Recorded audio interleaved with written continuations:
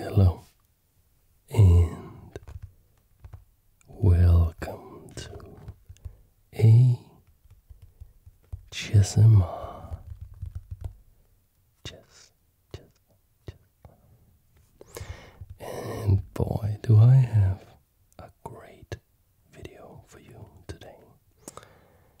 I have received an email from one of my viewers, a guy called Adrian, but it's with two A's, so I might be pronouncing it incorrectly.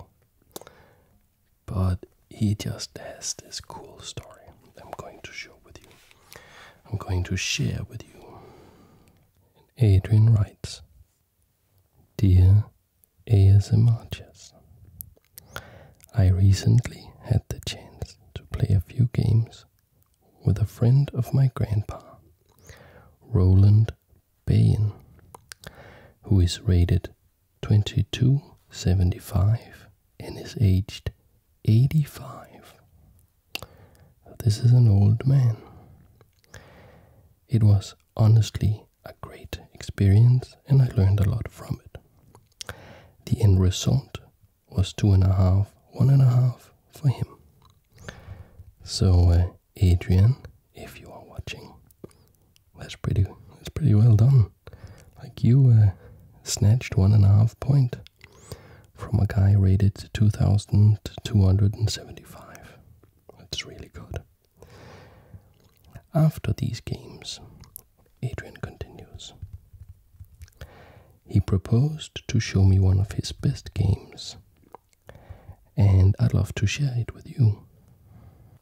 And you can see them here. That's Adrian and Roland. And Roland is showing him the game. It was a game in the 1971 championship between Belgium and Czechoslovakia. He played against Miroslav Filip, who was one of the strongest players at the time. And I should add that Miroslav Filip is actually a bit of a chess legend in Czechoslovakia. He has won the Czech championship 3 times. Check. And he has qualified for the World Championship twice. So he has played in the interzonal and in the candidates tournament twice. So we are talking an absolute world-class player here. Well, Adrian continues that the old man Roland got out an old magazine that was shared worldwide back in '71 and started playing the moves while giving some backstory. And apparently it's a story of opening preparation and overcoming your own limitations. Because the day before this game, he had been like brutally beaten in a game, and he was held back from getting any initiative whatsoever. And we know in chess, you need the initiative in order to win. So the next day, Roland had other plans, and he vowed to himself to play aggressively and to take every single possibility he had. And he did. And then Adrian has sent me the game. And I've spent the last 2 hours just analyzing the game and having a lot of fun with it. And I'm going to share it with you guys now because it is amazing. And I mean, it must be a very nice feeling to play such a beautiful game against such an incredible opponent as Miroslav Filip. So, Roland, if you're listening, wow, you are some chess player. Alright, Roland had the white pieces, Miroslav Filip had the black pieces. races. Let's go, shall we? Roland opened up the game with d4, and black played knight f6, and we saw c4, the explosive move. And if you know a little bit about me, you know I like this setup, getting into all kinds of Queen's Gambit kind of games. And here black played e6. And that's a big signal. You can expect, when you then play knight c3, that black will go into what is known as the Nimzo Indian. It's a very interesting, very positional opening, where black puts the bishop on b4, pinning the knight on c3 to the king on e1. Black's plan is to exchange this bishop for this knight in a favorable fashion.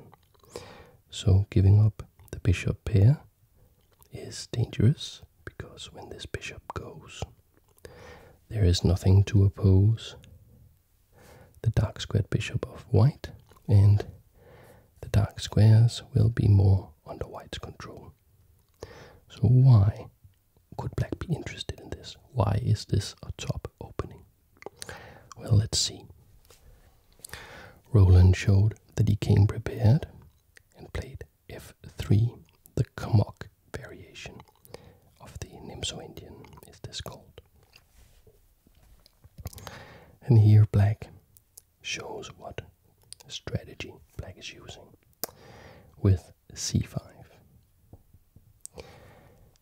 So this is challenging the center and asking white to move forward. And white says, well, absolutely, I'll move forward. And then black goes d6 after d5. And you can see white is gaining a lot of space, but black has a devious plan. Black's plan is to allow white to get the space, but then lock white on that space, so that white won't be able to break through, and then slowly exploit small nuances in the position. Black is, after all, a fully fledged chess grandmaster, and white is just some 2200, so black should be doing very well with this strategical plan. Except that Roland had other plans. Roland was actually fine, saying, okay, I'll go on all the light squares here. I'll take the space, and I know what you're going to do. You're going to capture the knight. Bishop takes knight with a check to His Majesty. This is, of course, recaptured by the pawn. B takes c3. And now black plays e5. So you can see black has sacrificed some things here. First off, you see knight for bishop. Isn't that an even trade? Both worth 3 points? Well, not exactly. The bishop is a long-range piece. It has greater potential in the endgame, and when you have the bishop pair, as white has now, it is a small advantage. Also, black has sacrificed some tempi, for instance by moving this bishop twice and then capturing, and also by moving this pawn twice, first to e6, then to e5. So why would a top 10 player in the world play like this? What's the point?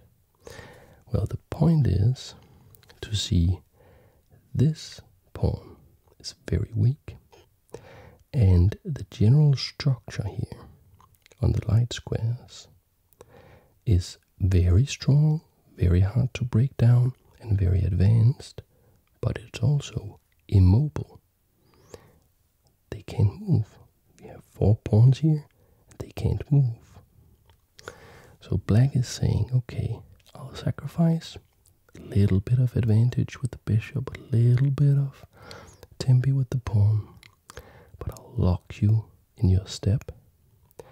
We'll play a long, long game, and because I'm a grandmaster and a very great champion, I will slowly make decisions that are just a little bit better than your decisions, and over the next 50, 60, 70, 80 moves, all those small advantages I get will accumulate and accumulate until I have a crushing position.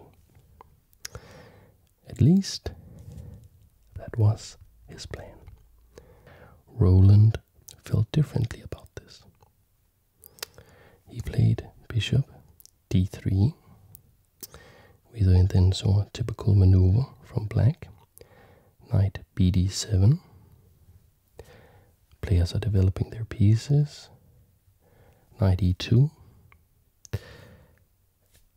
Knight f8. This could look weird to a beginner, but this is a standard idea. The knight will come to g6, where it will help protect the king, protect against an eventual pawn storm coming here on the king side, and it will be looking at the very important f4 square. Standard opening plan. Roland castled. I suspect he was still well within his preparation here. And here black played a move that is a bit offbeat, and I was wondering while I was studying the game, because it's clear that Roland is not going to accept being locked in like this. And he has one way to get out of the cage, and that is by using the f-pawn. This is the story of the pawn break. If you don't know, pawns are the soul of chess. It's an important quote from Filip in the 1700s. I'm rambling a little bit. Chess is a rich game. There's a lot of story, and basically pawns are the soul of chess. Pawns, the way the pawns are, their formation determines the strategical theme. And if you get locked down in a position where your pawns can't move, it can be a great disadvantage. And what you need is a pawn break that gives you tactical opportunities that you can use to transform the position and break out of the cage. That pawn break is f4. And I would have thought that knight to g6 would nicely defend against f4, and that would be the logical thing to do, since the knight is heading to g6 anyways. But Miroslav played knight to h5, and maybe he was a little bit anxious that white was playing with such confidence. Maybe he was thinking, okay, white could have had a lot of opening preparation against knight g6, so I will play knight h5 first to still protect against f4, but do it in a slightly offbeat way, so we can get a slightly different position than what white has probably prepared for. But white had vowed to himself to play aggressively, and he was not afraid at all of knight h5, and Roland played f4. This pawn must be taken, so black plays reason, the knight went to h5. And then we saw knight takes knight.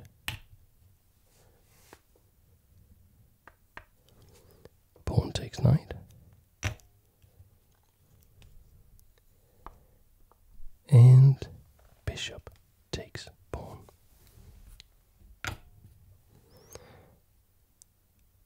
So what happened here?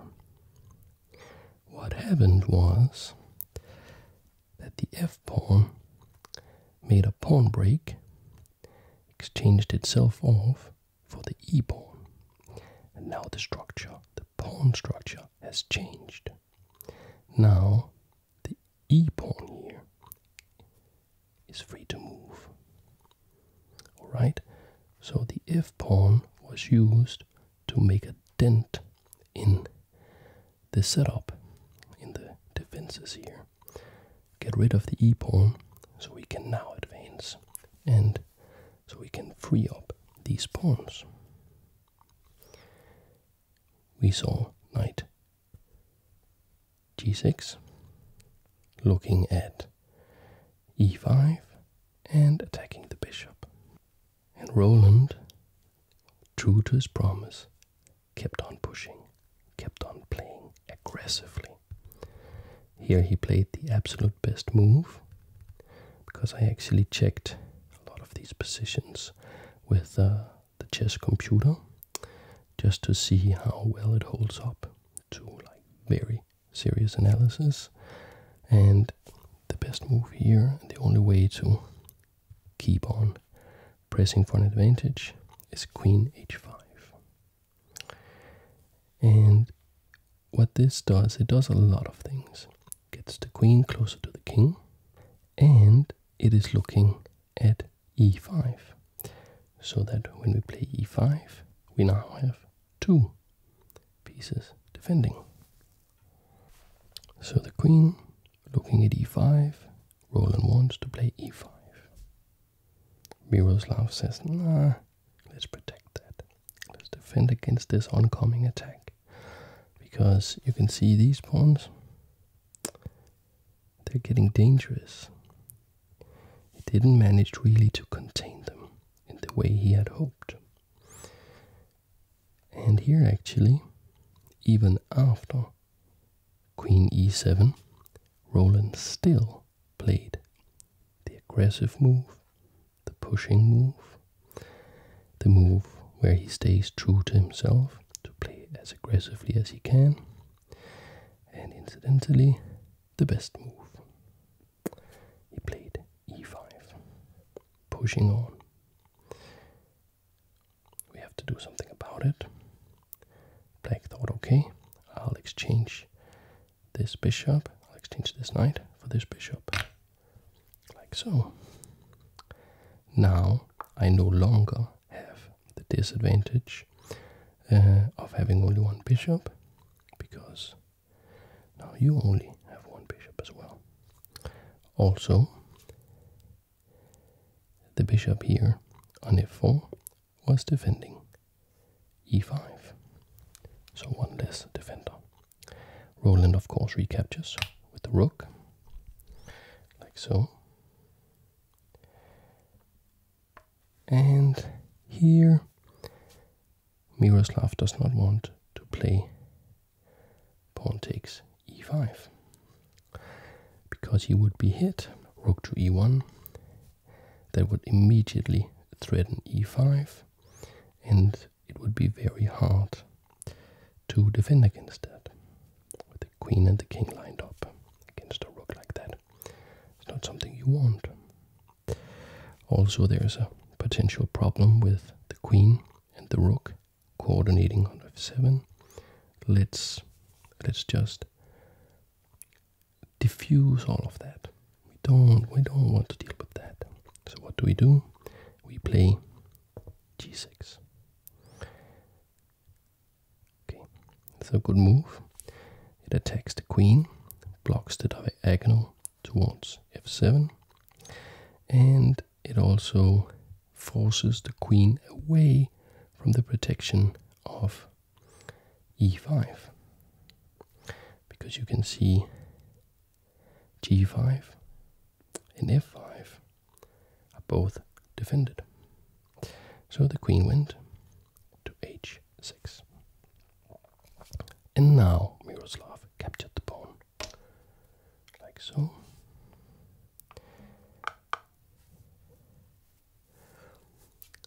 This attacks the rook. We don't want to lose the rook.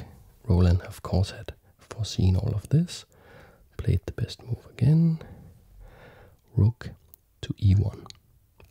So this pins this pawn. We cannot capture the rook because rook would take the queen on e7.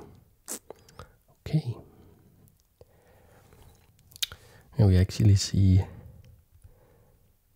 we see the quality of Miroslav as a chess player here, because he had, he's not only defending against this threat. A lesser player would have failed to see Roland's other threat, which was to come to g7, where he would attack the rook while attacking e5. So when the rook moves, because otherwise it'll get captured, so rook goes to f7, rook takes e5, pinning the queen to the king, winning. But the way black sequenced it with g6 here allowed black to here play f5, so that the queen now, the centralized queen, never underestimate the power of a centralized queen. Both looking at e5, but also looking at g7. There's no queen g7.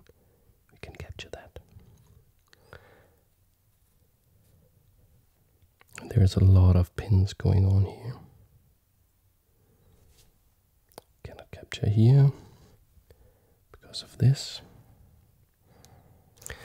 Roland is staying true. He is simply not letting go.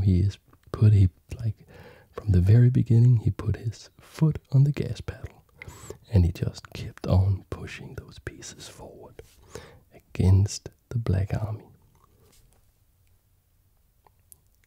Roland vowed to be aggressive, and he did a pawn sacrifice with the pawn to e6, attacking the queen. I've been analyzing this, and I have the very big advantage of knowing the result of the game and how the game went.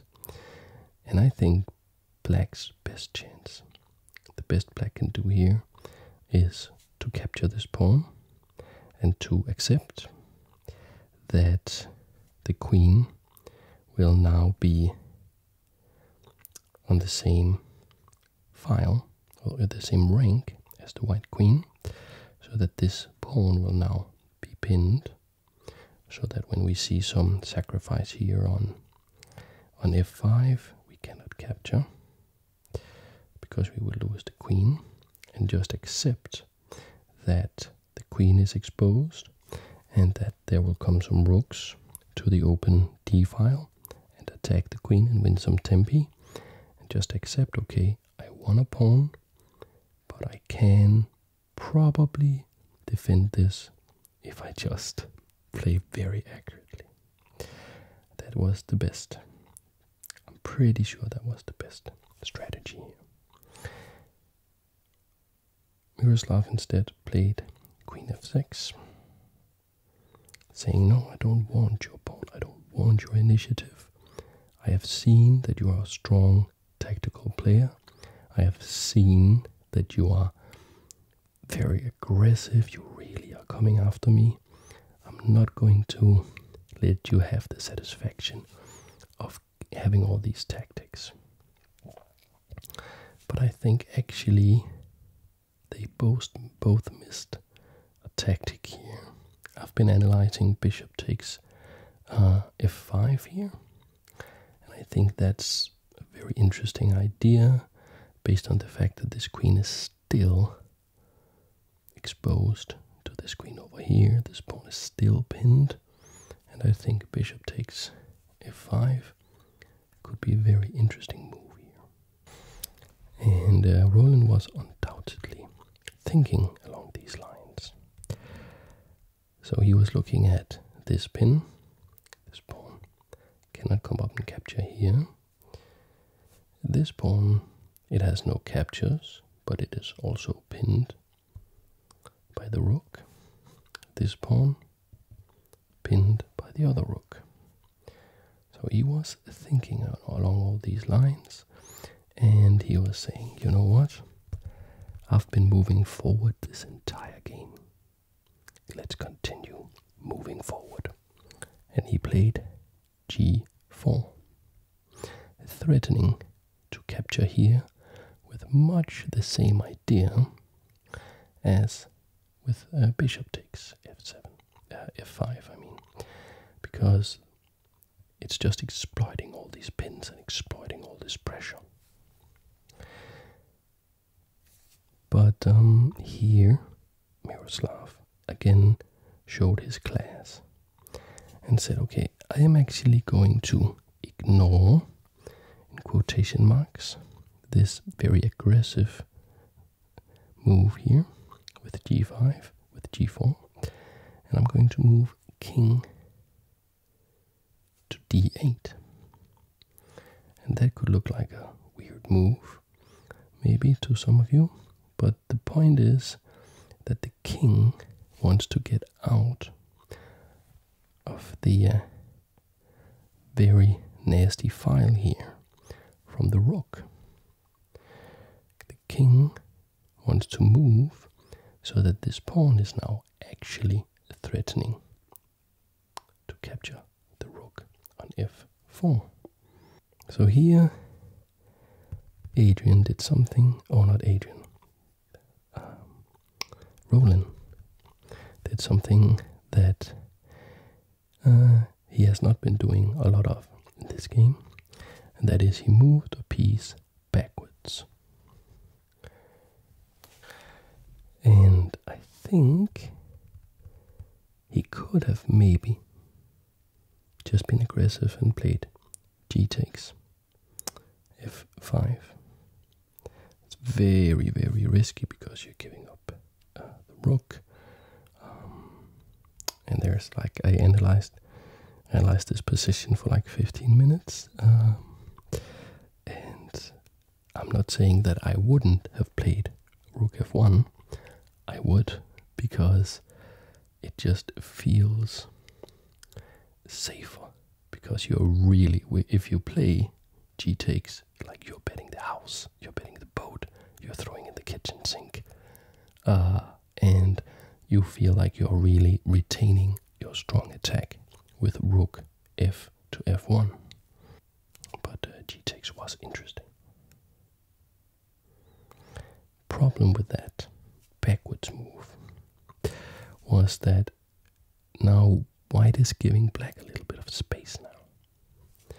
So black can now play f4. And this actually, like, a lot of his problems looks like they're being solved now, because there's no way to sacrifice on f5 anymore. So Roland switched gears again and said, okay, I moved backwards once, let's go forward again. So he played g5. This attacks the queen. And I think that when Roland played the backwards move, rook f to f1, he knew that since Miroslav had already once declined to capture the pawn on d6, he would decline it once again, because his reasoning would be the same. He does not want to give the open file towards the king. He does not want to have this exposed queen. He's not going to capture on d6. And the only way to stay in the game now, the only way to remain, to have it like a hope of drawing this game, is to play queen takes d6. It's not exactly obvious though that Miroslav's move, queen to f8, it's not exactly obvious how this is losing, but it is. It is losing. So the point is that black is giving up this pawn, and Roland just crashes in. Rook takes e5. Black is saying, okay, I give up that pawn, but, I will now get rid of your queen. Queen takes queen. Pawn takes queen. And yeah, white is, of course, a pawn up, but it's a doubled pawn. It's blocked completely by these pawns. It's not helping in the center. There's this d6 pawn. It's weak. I'm going to attack that. I will win that, and I will get back in this game. It's going to be fine. And I'm going to start by playing king to d7 here. It's a very important and instructive move, I feel. A very good move. Because, of course, there are some immediate tactical points. It is attacking this weak pawn. If that pawn falls, it will be, this rook will be next, and we are activating the king. But on a positional level, it is doing something more important. Because if you wanted as black to do basically anything else, like say you want to go b6 to get your bishop out. The problem is, as soon as white plays this move, you are in big trouble. With rook to e7, you are in big trouble as black. Because how are your king ever going to cross this line on the 7th rank? And if the king cannot cross that line, then how are you going to mobilize the rest of your pieces? The king is going to be a clunky majesty waddling around in the center and really cramping your position. And that is why that Miroslav played the best move in the position, king to d7, attacking the pawn. It also has some forcing tactical implications, because this very active rook now has to get a little bit passive, has to get behind the pawn to protect it.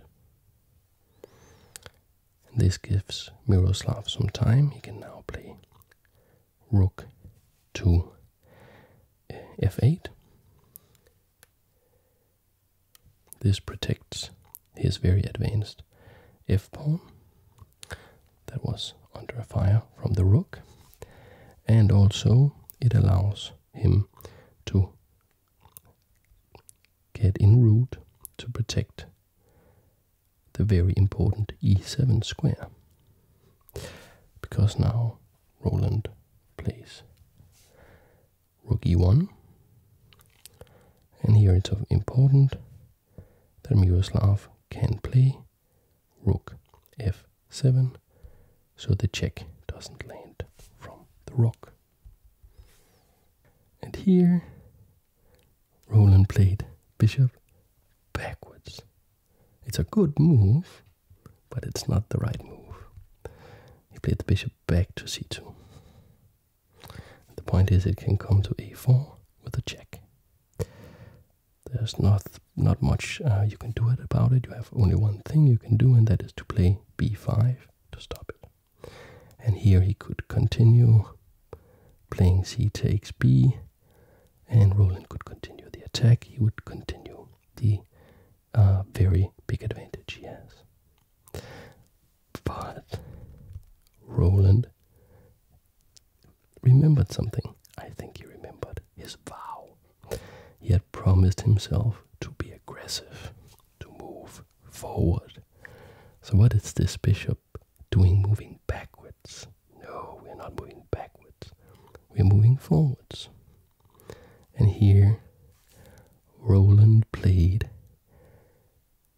an absolutely stunning move. It looks like something like, it looks like a Fischer type move.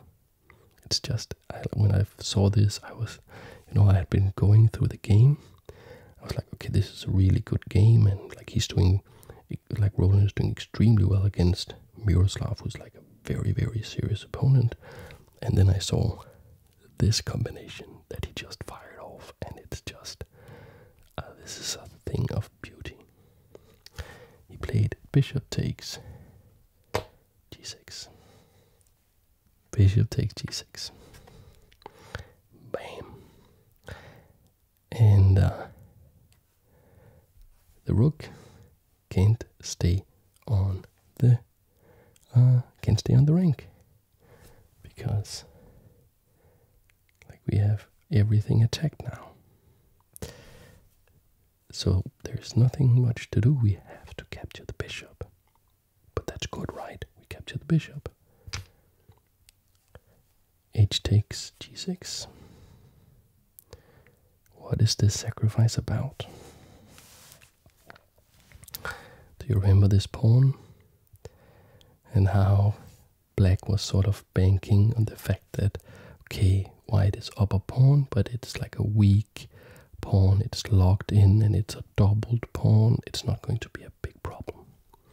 Well, now it's a passed pawn. And passed pawns must be pushed. Okay. The attack rolls on. Roland is back in full gear. Like he's just firing these moves off. Now we see rook to e7. Check. Rook takes rook. And I think Miroslav was just breathing a sigh of relax here, because Roland is throwing it all away. E takes the rook, D takes e7. This is check from this rook, but the king can just capture the pawn. And black should be fine. Black should be absolutely fine here. Because, okay, there's this dangerous pawn, but it takes 2 moves to get to the promotion square. So it's 2 moves from becoming a queen, and black only needs to move 1 piece, and we will be defending. So as soon as you promote to a queen, black can swoop in with the rook, capture the queen, and say, well, thank you for the game. You played some attacking chess. Congratulations, but I got you. But it's not done, because here we get this absolutely stunning end to the game. Because here Roland played, can you see the move? Can you spot the move? Roland played rook. Notice, by the way, of course, if you are guessing that rook to h5 is going to protect this pawn, well, the g6 pawn just captured the rook. So that doesn't work. No. No, the rook move is rook to d8.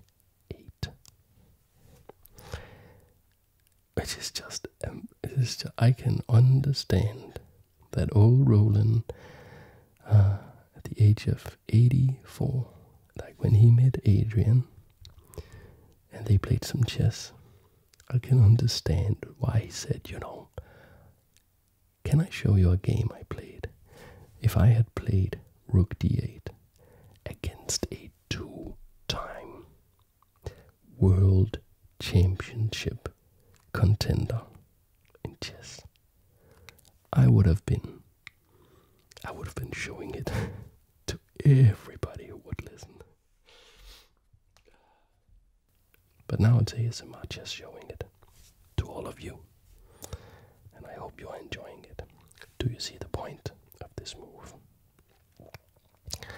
Well, the first point, of course, is that, you know, if you move the bishop because you want to free up the rook to attack, we just capture the rook, no problem. And the second point is that if the king captures the rook, which looks like the most obvious move possible, then there's a little counting exercise. Because it's white's move, and white will play h7.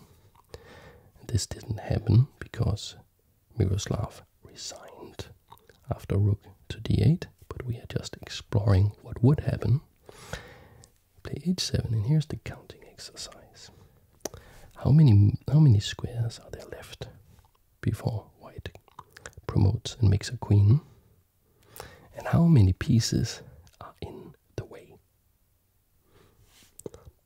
Oops.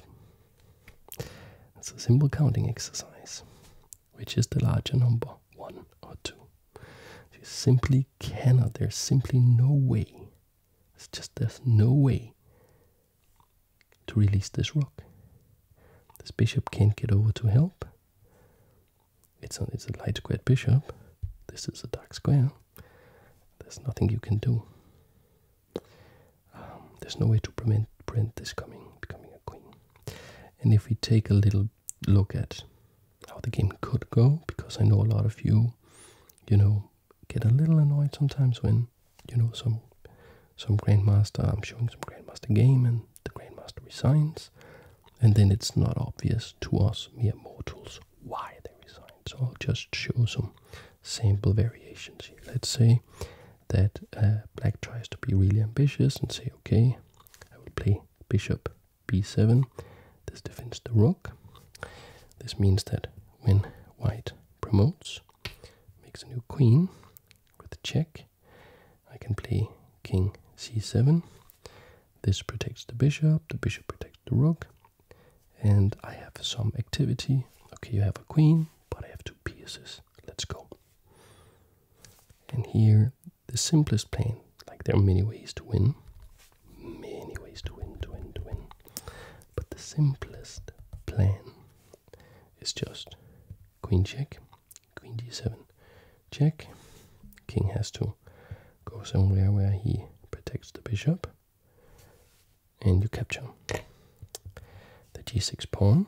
Let's check again. You could hope for some draw with king c7. You could also maybe try go up here. It doesn't matter. Let's say king c7, and here you can see just a very easy way to win is to play h4. That's why you captured the pawn on g6. So this pawn is now passed, and there's really no way to stop this guy from going h5, h6, h7, and queening on h8 again. White will then have 2 queens. We'll have to give up the rook. Notice how this bishop, it can't help. It can sacrifice itself. Maybe you could go here, and then when you play h5, you capture, but then I just recapture, you just lose the bishop. Otherwise, the pawn gets all the way down here. You have to sacrifice the rook. The queen will have moved somewhere where she protects the queening square. It's not a problem, and there's just no way to stop this pawn. That's just one of many ways white can win. White can also go pawn hunting, pick off all these pawns. I could show you many variations, but I would just say, the easiest idea here is just to say you have to sacrifice one of your pieces for this pawn, and then, this situation. I mean, let's say that's where you get like something like that. You know, we can play this out, but you can see that this is winning. So that's the video. I want to send out a very, very special thanks. First of all to Adrian, who sent me this email with this amazing story, and for taking the time to do that and wanting to share.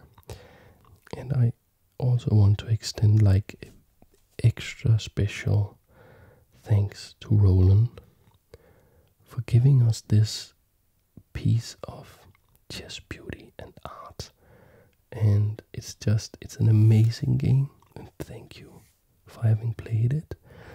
Thank you for having shown us that you don't need to be like a grandmaster, you don't need to be a top 10 player to play an absolutely amazing immortal game that can be enjoyed. Like this game was played in '71. That is 50 years ago. And 50 years later, we are all enjoying it. So thank you so much for that. Yeah, if you're not watching Roland, then Adrian, please tell him thank you. But that's the game. That's the video. And thanks for watching, everybody.